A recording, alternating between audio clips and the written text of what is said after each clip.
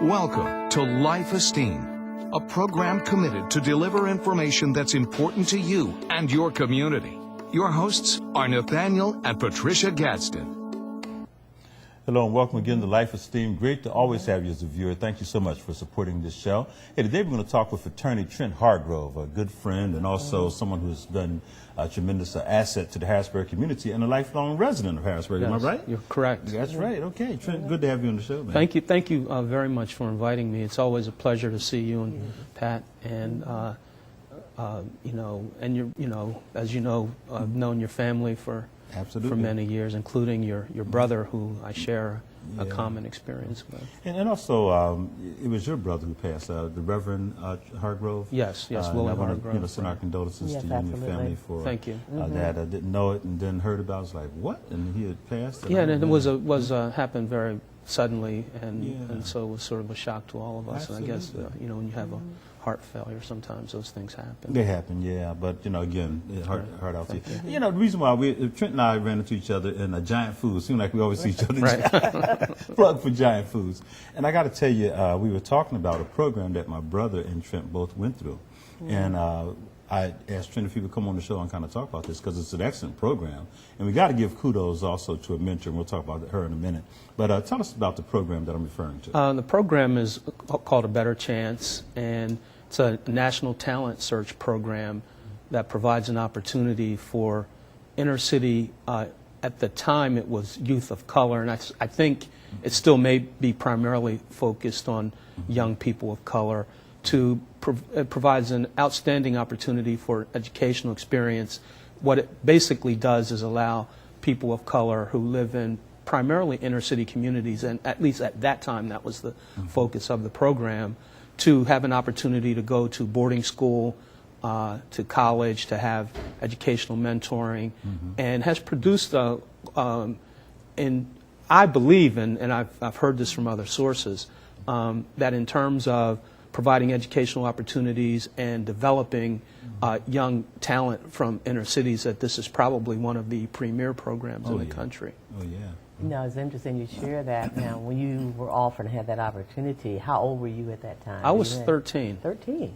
Yeah. Oh, wow. Okay. Yeah, very, very young man. And it, as you know, Harrisburg was a lot different back then.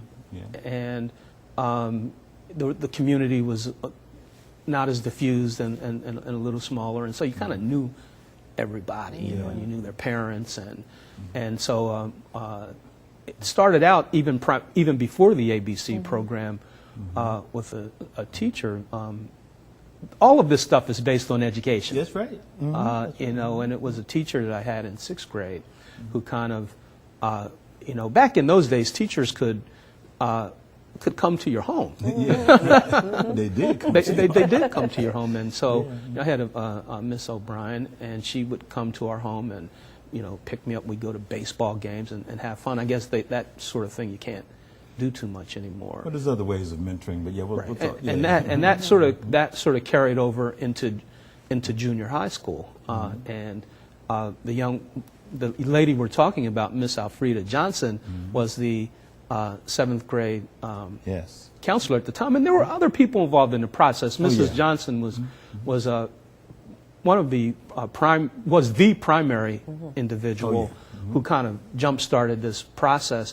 But Nate Waters wasn't. You remember Nate Waters? Attorney? Well, you know him as attorney Nate Waters, and I know him as attorney Nate Waters, but he was also my 7th grade science teacher. My 7th grade science teacher, yes he was. At Camp Curtin. And Mrs. Johnson was the guidance counselor. And of course she's now Dr. Alfreda Johnson. Right, right. And so you have all of these people back then who were very much involved in the community in trying to grab young talent, children who may not have necessarily have grown up with the most, and I don't want to say the best of circumstances. I don't know how to characterize that. Right. But certainly children that may have needed a little bit of a jump start every once in a while. And Nate was very. I remember Nate came to my house one time. I might have done something. My brother Nathan.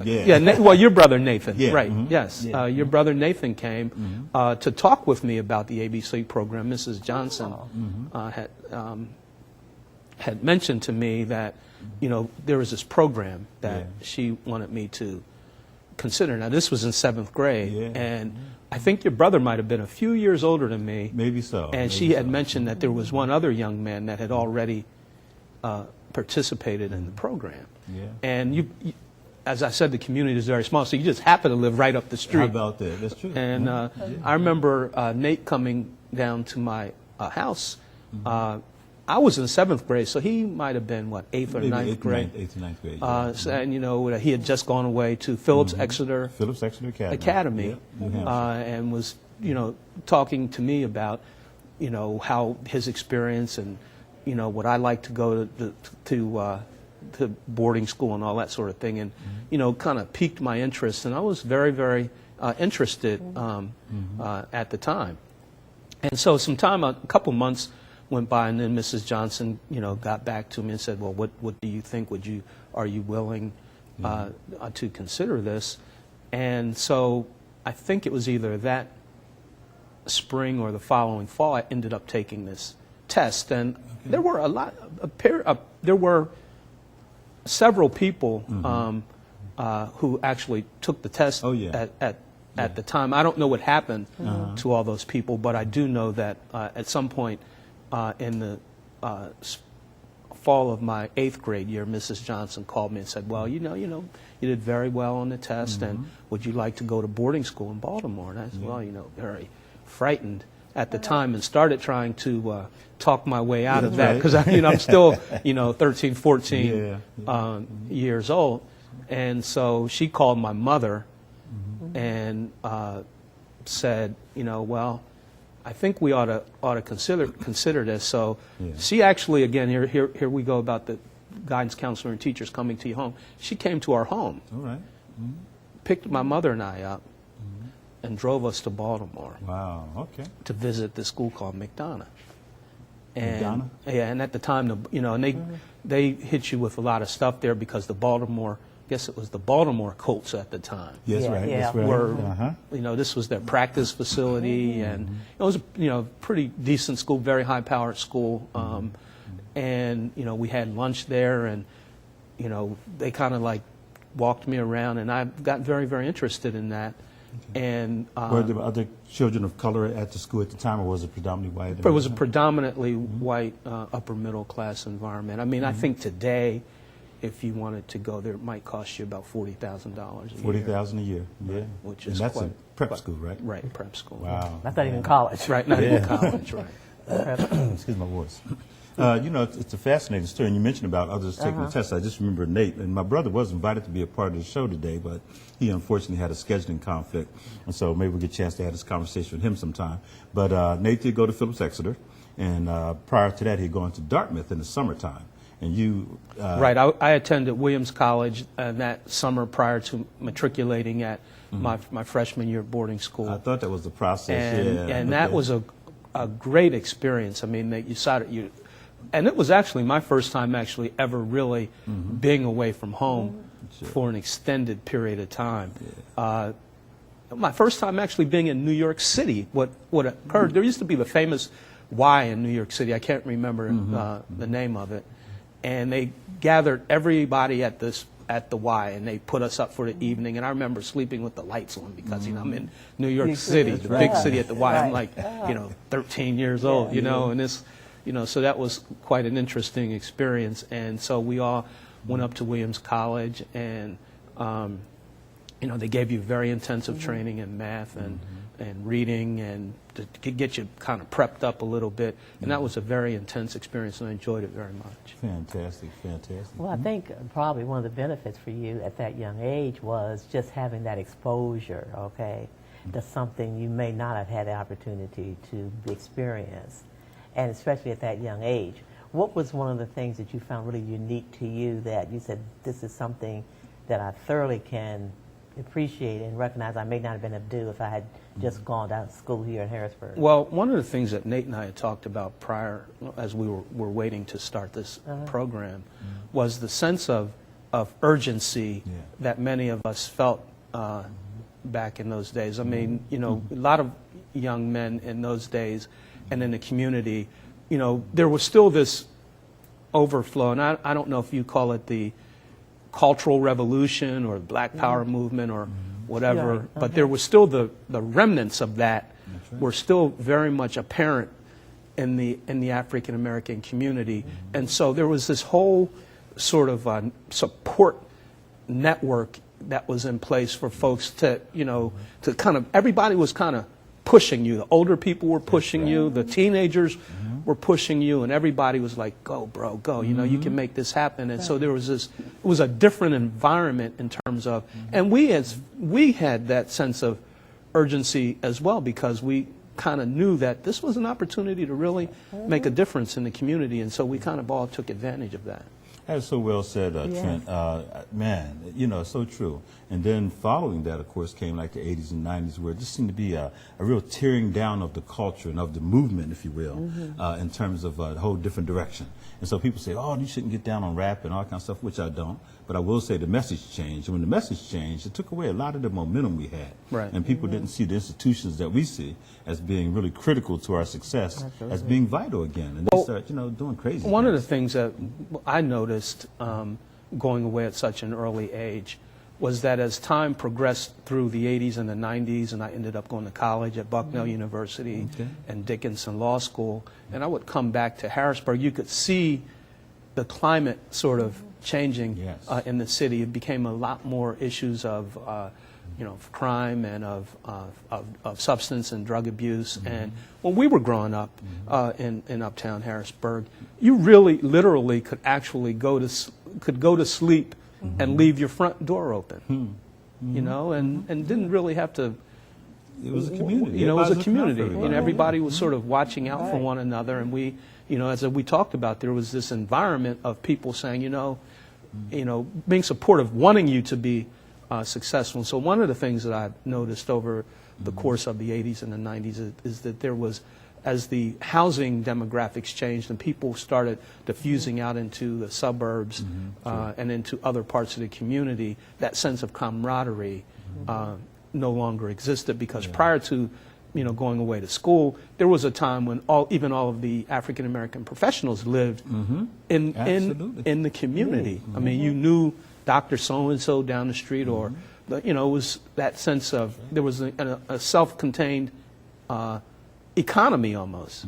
Yeah, very true, very true. Lot more business, stores. There was a time when you could walk down 6th Street or other parts of Allison Hill, and the streets were just lined with stores and African American businesses. 6th Street. 6th Street. all the way down. Wow. I remember I could look out my house on Cumberland Street, straight out my door, and I would look directly over into a assistant principal's house. She was a teacher, then she became an assistant principal, right? I remember if I went out to my cousin's house on Baum Street, I could look straight across the street and see Dr. Oxley's house. Right. All the professionals were right there, and then you just go on and on and on with those kind of examples, and then that began to change, and so it made a difference. But you took advantage of your opportunity, and that's the key.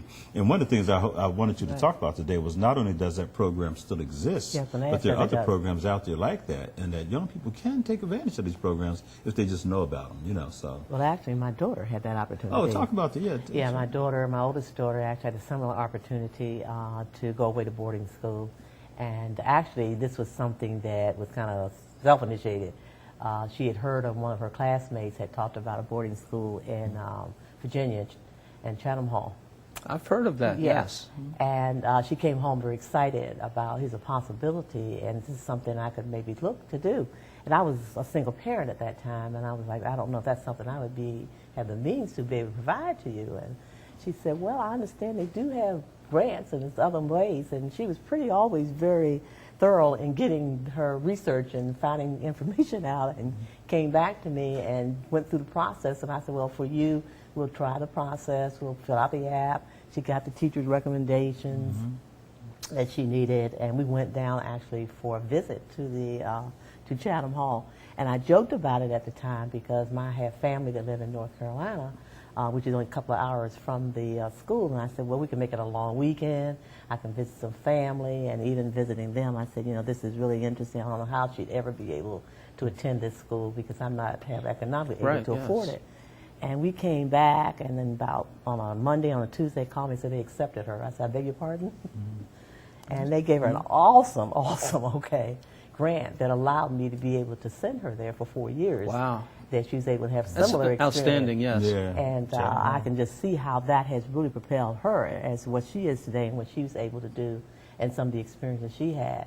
But again, I think what drove her, and I always laugh about it, is I think she got caught on the TV show Facts of Life. Remember Facts of I Life? remember that very vaguely. And Trudy. And I thought she saw this as a way that maybe she could have some similar experience. So no, that was really quite beneficial for her. Well, Okay. one of the things that I find interesting is that when African American students at that age, at least for me, Yes. And while Harrisburg has always been a very integrated community, when I was in junior high school at Camp Curtin and even at Still Elementary School, those schools were at that time still mostly predominantly white.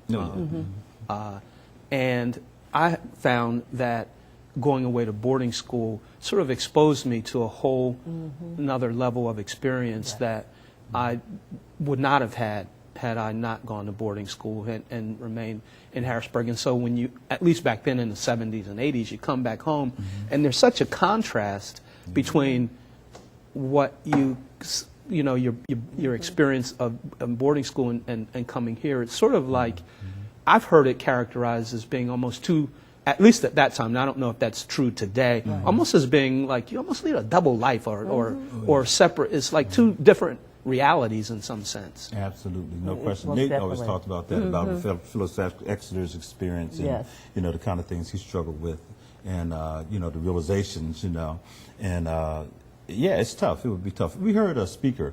I can't call her name right now, but it's Carrie. She was the founder of Art Sanctuary in Philadelphia. And she also graduated from one of the finest schools, and it was the sister school. It wasn't Andover. That was, I think, predominantly male school. But she ended up going to Wellesley and all those kind of schools, and maybe graduated from Harvard. And she's a fine author. She's an outstanding author. And so I heard her talk once to the Robert Lynch Student Leadership Conference, part of the Black Conference on Higher Education, and she was talking about the difference between those types of experiences with these boarding schools and all that kind of stuff, and the public schools, and the difference. And she was saying, why is that so? And she was questioning, why can't we have the same type of experience, the same type of educational, pushing excellence in all schools, And I remember that stood out to me, and I thought, yeah, that is true. There's this distinct advantage to being exposed, as you were saying, Trent, to that quality of not only education, but experience. And different people. I mean, for me, quite honestly, it was the first time that I had actually lived in almost a totally white environment with my first year boarding school. I had 3 roommates, and they were all young white males, young, good guys. We had, I mean, when I look back on that stuff, that was some of the best fun, I ever had. But they were all from different places. I think one guy was from Maryland, one guy might have been from North Carolina, one guy might have been from, California or someplace like that. And we just had a ball. And it was, just to be around those guys. And I think about some of the experiences that we would have when the lights would go out, and we would just still have fun, bring a TV in that night and nobody cover up the door so nobody could see it and that sort of thing. It was just a lot of fun, a lot of exposure to a lot of different types of people that you would not have otherwise been exposed to at a very early age. And I think it does something for your personality and intellectual development to have that, to be around different people, to see that, this guy's different than I am, but he's just, just similar and a good guy. Yeah, absolutely. You did say something earlier in the program. You mentioned that a number of people took the test, but, a few of you were able to, be afforded that opportunity. And I understood that test, it really was an intelligence test. It was a test of ability and had nothing to do really with color. It was just about, is this person capable? And you obviously were, and my brother was, and a few others, were able to come up to that level. And that was really well, one of the things, and I wish I had brought this, I found a newspaper article from the year I took that test and talking about the program. And if I think about it when I get home, I'll make a copy and give you a copy of it. But it said that year in the whole country, there were only 250 people who participated in that program. Yeah. That was after a nationwide search. Yeah, that's nationwide, man. Come on. Wow, that's amazing. And that was Isn't that very, something? and they did a good write-up on the, talked about the program, and even today, it's, when I as I had mentioned to you, when I go and look at their board of directors, and all of these guys are alumni of the program, it's sort of like the who's who of Wall Street. I mean, these guys are like CEOs of major companies and nationally known lawyers and that sort of thing. I think Deval Patrick Governor of Massachusetts is an ABC graduate, and I think He's a powerful speaker, man. I love that brother's oratory. You know, I got to say this. You came back home. What happens to a lot of these programs, a lot of people, I won't say programs, but people, oftentimes when they are afforded this kind of opportunity, you know, they don't go back home. Right. They go anywhere, but you came back home. You're an attorney at law. You've served distinguishedly in the Pennsylvania government and everything. Why did you come back home? Well, there was something about Harrisburg that, I left when I was 13. And, as we had talked about, we grow up in this community, and you really want to try to make a difference. You want to try to set an example for young people. And I was hoping to have an opportunity to do that. And I would like to think that some of the things that I've been able to do during my career as a lawyer has been helpful to some young person or people. Fantastic. And I know I was able to work with your daughter down at Sci Tech there, and I know she's going on to graduate from college herself. And she's now writing as a freelance writer and for Glam magazine in New York City. Right? New York City. She's tackling New York City. Isn't that something? So she's trying to make it in the big time. That's good, man. That's good. Great stuff. And your son's doing fine as well, and he's hanging in there, still pursuing his education. So you did come home, you made a difference. Also, you're a mega man. I mean, I hold that against you, but that's okay. Mega Sci-Fi fraternity. Mega Sci-Fi. Incorporated, and they're, they try to do good things in the community, and I try to participate whenever I have an opportunity to do so. Absolutely. Good stuff. Trent, what would you say to young people today when we talk about educational opportunities and you being blessed to be able to expose yourself and to really get on a track to really lead you on to some other areas? Even if they have public education, there's still many opportunities for young people. One of the things that Nate and I had talked about as we were waiting to tape the program was this whole concept of all the folks who were taking the test. There has to be, I understand that a lot of these young guys just need some support and some mentoring and some guidance. But there has to be this level of self-motivation involved where, you kind of have to have this sense of urgency. Now you grew up here in the city as well, and and you've seen a lot of guys, and I think you might have said before we started taping the program that there were some guys who grew up in some very, very tough circumstances who were able to transcend those circumstances and to just really do well. And and I think it just, the parents, some of those guys didn't have even the same level of parental counseling as some of us did. That's right. But I don't know if it was the environment of the community at the time where everybody it was just this aura of, young man, you can make it.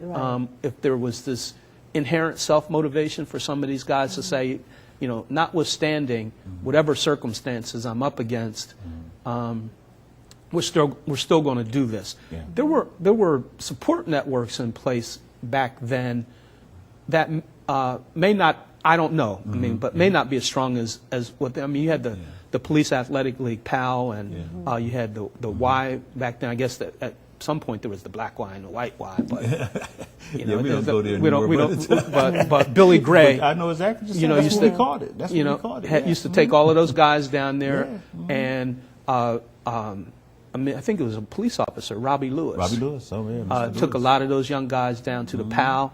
They learned how to swim. They learned how to box. They learned how to play baseball. So if you look at these supports that were in I was looking at a program the other day on television where they were talking about young African American men who can't swim and who can't play baseball. And I'm thinking, where did that come from? Because when we were growing up at the Y, everybody knew how to swim. You didn't know, if you didn't know how to swim, you weren't in the in group. Okay, I wasn't in the group. But remember they used I to take played basketball. Yeah, 24/7. basketball. Yeah, or But you're right, though. if you look at the Absolutely. midget baseball leagues, I mean, back then the midget baseball leagues were extremely strong in the 60s Absolutely. and 70s. And your point is that the stuff was there. All we had to do was take advantage. Just take of it. If we advantage just of it. got involved. You know, quite frankly, it's like that today. But I heard something the other day. Vladimir Bofis, I'll credit him. He said, it all depends on whose message is the strongest. And this young man who is working out at the Bethesda Mission on Hurst Street, Right. that has, what is it, like 15th and her, 14th and her, whatever. And they had that beautiful center there. He said, but right across the street, there's some other stuff going on. He said, and so young people come up and they have an opportunity to go here or go there. And it all depends on whose message is the strong, whose lure is, you know, because you see all this opportunity here, but you see all this danger over here. It's like, young man, why would you stand over here seeing all of this that you could take? But you have to figure, you know, they're always being pulled. And that's the problem today. We didn't have as much pull back in our day. We did have a lot. Some, right. Some. We had gangs and stuff. But now it's like incredible. The TV is reinforcing it, this and that. So young people are being, you know, and they walk past the opportunities where we used to run to them. Right. Now, is there anything, I guess the question that I kind of ask myself, is there anything that I can do, or guys like you, I mean, who've actually been around, who've seen the evolution of the process over many years?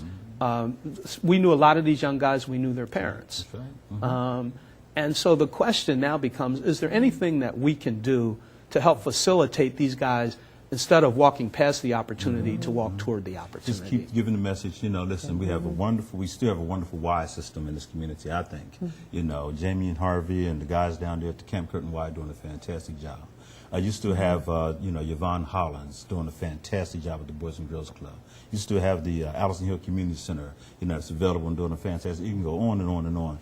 So the point being that we just got to keep funneling people there, knowing that we're swimming against the tide, man. I mean, there's a lot of negativity out there, but still, just the fact that you're on the show today is going to encourage somebody. Right. You know, and I'm hopeful that that will happen. Absolutely. And we got to lift up, you know, WHP, who's, you know, supported this show and has allowed us to come on and talk about good things in the community. Yeah. We just got to keep it going, because if we do, enough people will hear it, and hopefully the tide will change even in Hollywood and other places, and all that negativity that we see constantly will begin to subside, and maybe more and more people will say, you know, let me come back and see the light again. Well, one other thing I think is important to note as well was that when we were growing up, the older black women in the community, they would bring you in at playtime and sit you down and read your Bible story. Oh, man, listen, you know what, Trent, we ran out of time. We're going to get you back on that one, brother. Because that's another whole discussion. And that was an That's impact right, as well. That was.